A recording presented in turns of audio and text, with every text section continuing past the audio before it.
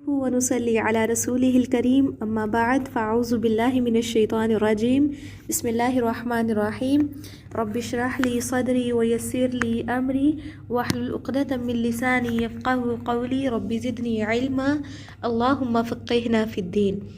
آج ہم انشاءاللہ سفر کے حوالے سے کچھ دعائیں دیکھیں گے، کچھ حدیث دیکھیں گے۔ ایک بہت ہی پیاری حدیث ہے، سنن ابن ماجہ کی حدیث ہے، 3862 اس کا ریفرنس ہے، جس میں حضرت ابو ہریرہ رضی اللہ عنہ روایت کرتے ہیں، نبی صلی اللہ علیہ وسلم نے فرمایا ثلاث دعوات يستجاب لهن لا شك فيهن دعوة المظلوم ودعوة المسافر ودعوة الوالد لولده۔ حضرت ابو ہریرہ رضی اللہ عنہ سے روایت ہے، نبی صلی اللہ علیہ وسلم نے فرمایا 3 دعاؤں کی قبولیت میں کوئی شک نہیں۔ مطلب کیا ہے کہ جب 3 لوگ دعا کرتے ہیں تو اس کی قبولیت میں کوئی ڈاؤٹ نہیں، وہ دعا قبول ہو کے ہی رہتی ہے۔ وہ ایسے کون سے 3 لوگ ہیں جن کی دعائیں قبول ہوتی ہیں؟ نمبر 1 ہے مظلوم کی دعا، یعنی ایسا شخص جس پہ ظلم ہو رہا ہے، وہ مظلوم شخص اگر ظالم کے حق میں کوئی بد دعا کرتا ہے یا وہ اپنے لیے کوئی دعا کرتا ہے تو اس کی دعا فوراً قبول ہو جاتی ہے۔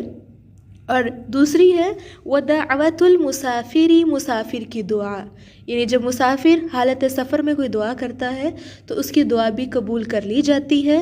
اور نمبر 3 ہے وَدَعْوَةُ الْوَالِدِ لِوَلَدِهِ، والد کی اپنی اولاد کے حق میں دعا۔ ماں تو دعائیں کرتی رہتی ہے نا، لیکن اصل میں جو دعا قبول جو بہت زیادہ ہوتی ہے وہ اسپیشلی باپ کی دعا قبول ہوتی ہے۔ تو اگر کوئی باپ بھی ہو اور سفر میں بھی ہو اور وہ دعائیں بھی مانگ رہا ہے تو پھر ڈبل چانسز اس کی دعائیں قبول ہونے کے۔ تو اس سے کیا پتہ چلتا ہے کہ اگر میل سفر کریں، وہ باپ کوئی سفر کر رہا ہے تو اس کو چاہیے کہ وہ حالت سفر میں اپنی اولاد کے لیے زیادہ سے زیادہ دعائیں مانگے، کیونکہ اس کی دعائیں قبول ہوتی ہیں۔ اور حالت سفر کے علاوہ بھی اگر باپ دعا کرتا ہے تو باپ کی دعا قبول کر لی جاتی ہے۔ تو 3 تھے لوگ جن کے بارے میں ہم نے دیکھا کہ ان کی دعائیں قبول ہوتی ہیں۔ نمبر 1 ہوتا ہے مظلوم، نمبر 2 تھا مسافر، اور نمبر 3 ہے والد کی اپنی اولاد کے حق میں دعا۔ تو اس سے کیا پتہ چلتا ہے کہ زندگی میں اگر کبھی سفر کرنے کا موقع ملے تو چونکہ سفر کرنا پڑتا ہے تو ہمیں جتنا بھی ہو سکے ہمیں دعائیں محفوظ رکھنی چاہیے جو سفر میں کریں۔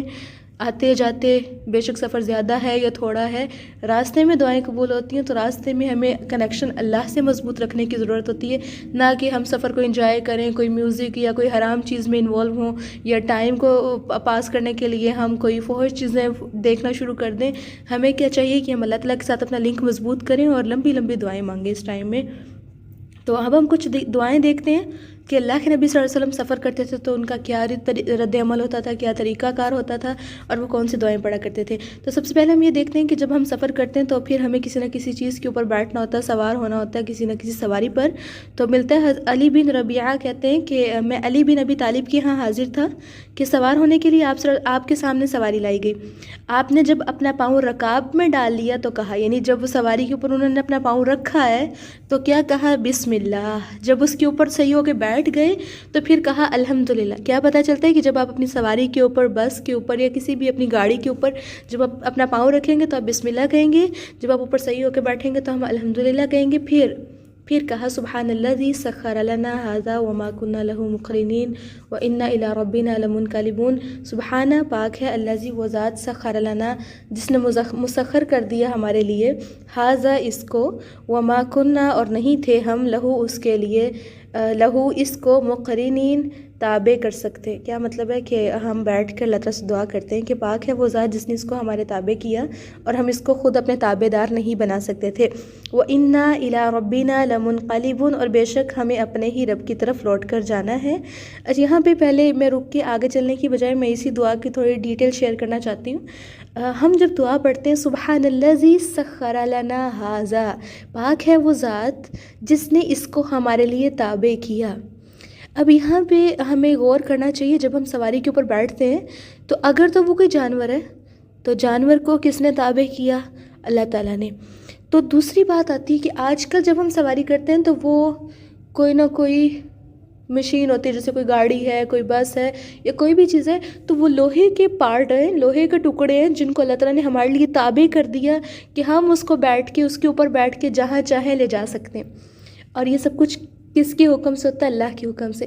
یقین کریں اگر ہم لوہے کے ٹکڑے جوڑ لیں اور اس کے اوپر سوار ہو کے کہیں بیٹھ کے جانا چاہیں، ہم ہرگز نہیں جا سکتے جب تک اللہ کا اذن نہ ہو، جب تک اللہ کا حکم نہ ہو، جب تک اللہ ایک چیز کو ہمارے لیے تابع نہ کرے۔ اللہ تعالیٰ چاہے ایک گاڑی وہاں پہ رک جائے، راستے میں رک جائے، اور ہم اس کو جتنا مرضی چلانے کی کوشش کر لیں، ہم اس کو نہیں چلا سکتے، ہم اس کو اس کی جگہ سے ہلا نہیں سکتے جب تک اللہ کا اذن نہ ہو، جب تک اللہ کی مدد نہ ہو۔ تو ہمارا کوئی کمال نہیں، اللہ تعالیٰ نے اگر ہمیں عمدہ سواری دی ہے یا ہم کسی بھی سواری میں سوار ہے اور وہ چلتی جا رہی ہے، ہمارا کوئی کمال نہیں، چلانے والے کا کوئی کمال نہیں۔ یہ اصل میں کون ہے؟ سبحان الذی، پاک ہے وہ ذات جس نے اس سواری کو، اس چیز کو، اس لوہے کے پارٹس کو ہمارے لیے مسخر کر دیا، اور ہم اس کو تابع نہیں کر سکتے تھے۔ جانور ہیں، ہم ان کو اپنے کنٹرول میں نہیں کر سکتے جب تک اللہ کا اذن نہ ہو۔ ہم لوہے کے پارٹس کو اپنے کنٹرول میں کر کے ان کے اوپر سوار ہو کے ہم سفر نہیں کر سکتے جب تک اللہ کا حکم نہ ہو۔ پھر ہم کہتے ہیں وَإِنَّا إِلَىٰ رَبِّنَا لَمُنْقَلِبُونَ، بے شک ہم نے تو اپنے رب کی طرف ہی لوٹ کے جانا ہے۔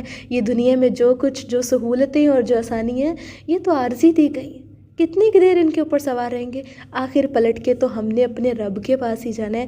یقین کریں جب ہم شعوری طور پہ یہ دعا پڑھتے ہیں تو ہمارا اللہ کے ساتھ کنیکشن مضبوط ہو جاتا ہے۔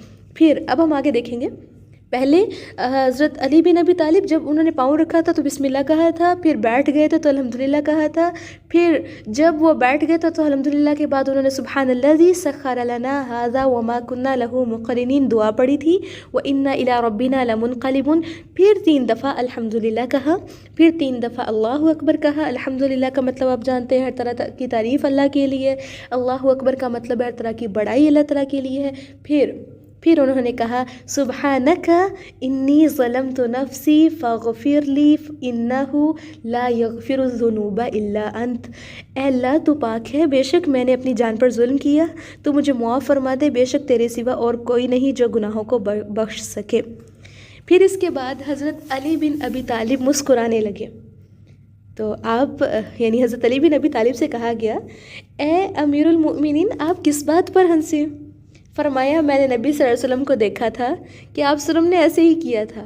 اب یہاں پہ دیکھنے کی بات یہ ہے کہ صحابہ اس قدر فالو کرتے تھے اللہ کے نبی صلی اللہ علیہ وسلم کو کہ اللہ کے نبی صلی اللہ علیہ وسلم یہ کام کر کے اس کے بعد مسکرائے تھے، یہ دعا پڑھی تھی بعد میں مسکرائے تھے۔ تو وہ فرمانے لگے کہ آپ صلی اللہ علیہ وسلم نے ایسے ہی کیا تھا جیسا کہ میں نے کیا ہے، اور آپ صلی اللہ علیہ وسلم ہنسے بھی تھے، تو میں نے بھی آپ صلی اللہ علیہ وسلم سے دریافت کیا کہ اللہ کے رسول صلی اللہ علیہ وسلم آپ کس بات پر ہنسے ہیں، یعنی آپ کو کس بات پہ آپ مسکرانے ہیں؟ آپ صلی اللہ علیہ وسلم نے فرمایا بے شک تیرا رب اپنے بندے سے خوش ہوتا ہے جب وہ کہتا ہے میرے گناہ بخش دے، بندہ جانتا ہے کہ میرے سوا گناہوں کو کوئی بخش نہیں سکتا۔ یعنی جب بندہ اللہ تعالیٰ سے گناہوں کی معافی مانگتا ہے، حقیقتاً معافی مانگتا ہے اور رو کر معافی مانگتا ہے، یا وہ شعوری طور پر معافی مانگتا ہے اللہ تعالیٰ سے، تو پھر اللہ تعالیٰ خوش ہوتے ہیں، اور اللہ تعالیٰ خود فرماتے ہیں کہ بندہ جانتا ہے کہ میرے سوا گناہوں کو کوئی نہیں بخش سکتا۔ الحمدللہ ہم بھی اس شعور کے ساتھ دعا مانگتے ہیں کہ اللہ کے سوا واقعی ہمارے گناہوں کو کوئی معاف نہیں کر سکتا۔ تو اللہ کے نبی صلی اللہ علیہ وسلم مسکرائے تھے، ان کو فالو کرتے ہوئے حضرت علی بن ابی طالب بھی مسکرائے تھے۔ تو یہ جو حدیث تھی جسے ہم نے دیکھا، یہ سنن ابی داؤد کی حدیث تھی، 2602 اس کا ریفرنس ہے۔ اس کے بعد اب ہم اگلی دعا دیکھیں گے۔ اللہ کے نبی صلی اللہ علیہ وسلم آسمان کی طرف انگلی اٹھا کر دعا کیا کرتے تھے۔ ایک صحیح حدیث ہے، سنن ترمذی کی حدیث ہے، 3438 اس کا ریفرنس ہے۔ حضرت ابو ہریرہ رضی اللہ عنہ سے روایت ہے، نبی صلی اللہ علیہ وسلم جب سفر کے لیے اپنی سواری پر سوار ہوتے تو اپنی انگلی سے آسمان کی طرف اشارہ کر کے فرماتے، یعنی جب سواری پر بیٹھ گئے ہیں، پہلے دعائیں پڑھ لی، ایک پاؤں رکھنے کی تھی، ایک اوپر چڑھ کے بیٹھنے کی تھی، اس کے بعد اللہ کے نبی صلی اللہ علیہ وسلم یہ دعا پڑھا کرتے تھے۔ کیسے پڑھا کرتے تھے؟ اپنی انگلی سے آسمان کی طرف اشارہ کر کے پڑھا کرتے تھے۔ یہ ہے وہ حدیث جس میں ہمیں پتہ چلتا ہے کہ اللہ کے نبی صلی اللہ علیہ وسلم نے آسمان کی طرف اشارہ کر کے کوئی دعا پڑھی تو کہاں پڑھی؟ سفر میں۔ ٹھیک، دعا دیکھتے ہیں۔ دعا ہے اللہم انت الصاحب فی السفر والخلیفۃ فی الاہل، اللہم اصحبنا بنصحک وقلبنا بذمہ، اللہم ازوی لنا الارض وہون علینا السفر، اللہم انی اعوذ بک من وعثاء السفر وکابۃ المنقلب۔ ٹرانسلیشن دیکھتے ہیں۔ اللہم اے اللہ، انتا تو ہی، الصاحب ساتھی ہے، فی السفر سفر میں، یعنی اللہ سفر میں تو ہی ساتھی ہے، والخلیفۃ فی الاہل، اور گھر والوں میں خلیفہ ہے، یعنی گھر والوں کو کافی ہو جانے والا، گھر والوں کا حامی و ناصر مددگار تو ہی ہے۔ اللہم اصحبنا بنصحک، اے اللہ تو اپنی خیر خواہی کے ساتھ ہماری مدد فرما یا ہمارا ساتھی بن جا، وقلبنا بذمہ، اور ہمیں اپنی حفاظت کے ساتھ واپس لوٹا دے، یعنی جس خیر و عافیت کے ساتھ ہم اپنے گھر سے نکل کے جا رہے ہیں اسی خیر و عافیت کے ساتھ ہمیں واپس لوٹا۔ اللہم ازوی لنا الارض، اے اللہ ہمارے لیے زمین کو سکیڑ دے، یعنی ہم قدم تو ایک اٹھائیں لیکن ہم ایک قدم اٹھانے میں کئی قدموں کا سفر طے کر لیں، یعنی ہمارے لیے زمین سکڑ جائے، شارٹ ہو جائے ڈسٹنس ہمارے لیے۔